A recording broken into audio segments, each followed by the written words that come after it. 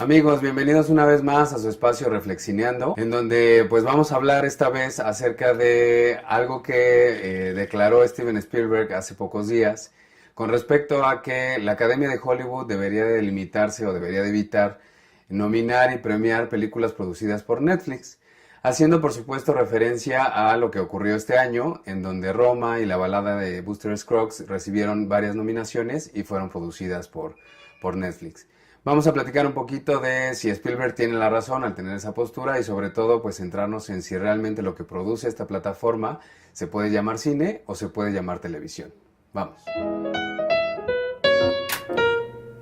Amigos, efectivamente Netflix pues ya es súper familiar en cada uno de los hogares en este mundo, ¿no? Particularmente en México, pues es muy raro que hoy exista alguien que no tenga Netflix y pues ahí estamos acostumbrados a consumir una gran cantidad de cine, de series de televisión, pues de documentales, incluso de contenidos varios. Esto ha implicado que pues de cierta manera Netflix esté devorando y cambiando radicalmente a la industria del entretenimiento. A este respecto, Steven Spielberg pues, se pronunció en contra de que se considere que lo que produce Netflix pues es cine. Tendrá la razón. De entrada tendremos que comentar que Spielberg pues está olvidando un poco que el cine se ha enfrentado a una serie de cambios muy diversos durante 120 años de existencia. La postura que tiene Spielberg al respecto es como si algún productor o cineasta de la antigüedad hubiera dicho que las películas en su momento que fueran sonoras no eran cine, ¿no? Pues porque el cine era mudo y pues eso hubiera implicado que se hubiera quedado mudo toda la vida, ¿no? O bien que las películas eran en blanco y negro. ¿Por qué? Pues porque al principio eran en blanco y negro y cuando nació el color, por ahí de mediados de los 30, pues también podríamos considerar que tampoco ya era cine porque el cine de sus inicios era en blanco y negro. Este tipo de posturas en realidad me parecen un poco conservadoras, ¿no? Me parece pues estar resistiéndose al cambio, estar en contra del cambio, porque pues en su momento la televisión también representó una competencia para el cine y el cine pues se ha hecho de sus propios medios para seguir vigente. Si Netflix es o no cine, pues tendría que ir como mucho más allá. De entrada porque estamos considerando que desde hace muchos años, prácticamente desde que empezó la televisión, pues se han producido películas para televisión, que eso es a lo que hacía referencia particularmente Spielberg, que existe un premio, que son los Emmy, que se otorga a lo mejor de la producción televisiva y que por lo tanto los Oscars se deben de centrar solo en la producción de cine. Sin embargo, dividirlo así de tajante implicaría de entrada que todo lo que viéramos en Netflix fuera producido en televisión, ¿no? Porque en ese sentido, pues hay muchas producciones que tuvieron su exhibición en salas de cine y que posteriormente, como un paso más en el proceso de distribución, pues llegan a Netflix, ¿no? Aquí Spielberg se estaba centrando particularmente en el hecho de que hay películas que son producidas solo para su proyección en Netflix, como fue el caso de Roma o la balada de Buster Scruggs. ¿Qué pasó ahí? Pues que finalmente para ganar una nominación al Oscar, lo que hicieron los productores de Netflix fue proyectarla al menos una semana en salas en Estados Unidos y con eso hacerse de la nominación, evitando que precisamente quedara fuera de la competencia porque solo fue distribuida por Netflix. En ese sentido, pues fue un poco como plan con maña y a lo mejor a eso se refería Spielberg. Sin embargo, habría que pensar si realmente todo lo que está en las salas de cine merece ser clasificado como cinematografía. Porque en ese sentido, si nos vamos por el lado de la producción, pues el mismo tipo de producción, el mismo tipo de recursos, de esfuerzos, de tiempo, etcétera, que requirió producir algo como Roma, como la balada de Buster Scruggs, pues la tiene cualquier otra película en cartelera, incluso más.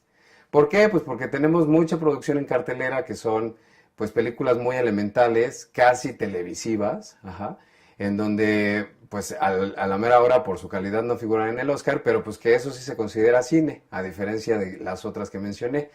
Y en estricto sentido yo diría que a nivel de propuesta, yo diría que a nivel de complejidad, de expresividad, pues las de Netflix en ese sentido creo que son mucho más cine que las otras, ¿no? Las otras están hechas como si fueran un sitcom, una serie de televisión para pasar el rato y no tiene ningún tipo de ni de complejidad narrativa, ni de propuesta audiovisual, ni nada por el estilo. Entonces, decidir, ¿no? O definir que lo que es cine es solo porque fue proyectado en pantallas, que fue lo que buscó hacer Netflix con Roma, pues es un poco limitado, ¿no? Porque esto implicaría que estamos considerando que solo es la parte de la distribución la que define qué es cine y qué no, y qué pasa con la parte de la producción. Aquí habría que pensar si la producción también colabora o contribuye en algo a que consideremos que las películas son cine. Y esto se complejiza mucho más porque pues cada vez el empalme, la fusión entre medios es más notoria y vemos contenidos televisivos cada vez más cinematográficos y contenidos cinematográficos cada vez más televisivos. ¿A qué me refiero con esto? A que si uno ve una serie como Game of Thrones, por ejemplo, pues es cine, ¿no? O sea, es cine en cuanto a su factura, en cuanto a su nivel de producción, de propuesta visual, de complejidad narrativa, y pues simplemente el hecho de que esté en capítulos es lo que lo hace televisión, entre comillas, pero realmente es una televisión muy cinematográfica. Y en el caso de películas como la que mencioné hace rato, que son comedias muy elementales o historias excesivamente sencillas que bien podrían ser contadas en una serie de televisión, son películas. Pues entonces eso ha hecho que la televisión esté influyendo en la manera de ser del cine. Entonces no es tan fácil dividir, ¿no? O sea, no podemos quedarnos solo con la parte de la distribución, solo con la parte de la producción. Entonces yo aquí lo que invitaría a Spielberg y a sus seguidores a reflexionar acerca de este tema es qué tanto compromiso realmente hay de los directores, incluso de los mismos productores, del equipo en general, en cuanto a la producción que están haciendo. ¿Por qué? Pues porque evidentemente estamos hablando de que hay producciones de mejor calidad, no solamente técnica, sino también argumental, narrativa, etcétera, en algunas producciones de Netflix que en el cine. Ajá. Creo que aquí la calidad es la que debería de levantar la mano y decir, pues esto es lo que debe definir la decisión de si compite o no compite. El punto de Spielberg era que son películas para televisión, pero tradicionalmente aquí habría que hablar que en la televisión que todo el mundo conoce, que no es Netflix, la televisión abierta, la televisión por cable, las películas para televisión se consideran aquellas producciones que tienen un nivel de complejidad menor. Uh-huh. Y con esto ya ni siquiera me refiero solamente al tema, sino a la misma producción, ¿no? O sea, si una película promedio, por decir un número, en Estados Unidos cuesta $50 millones, pues una película para televisión cuesta el 10%. ¿Por qué? Pues porque son actores desconocidos, pues porque hay un trabajo visual menos elaborado y menos detallado técnicamente, el sonido también se procesa diferente. Entonces, esas sí son películas para televisión porque fueron producidas como si fueran televisión, ¿no? O sea, no necesariamente en un foro, pero sí tienen un nivel de calidad distinto porque el presupuesto es distinto y todos los recursos que conforman a esta producción son distintos. Entonces, esa creo que es la diferencia, ¿no? De base, ¿no? La más importante en cuanto al tema se refiere. Porque en los casos que mencionamos, como Roma, pues hay una mayor inversión, no solamente de recursos, de presupuesto, de trabajo, sino también un mayor compromiso del autor por lograr un producto cinematográfico, aunque sea proyectado en Netflix. Uh-huh.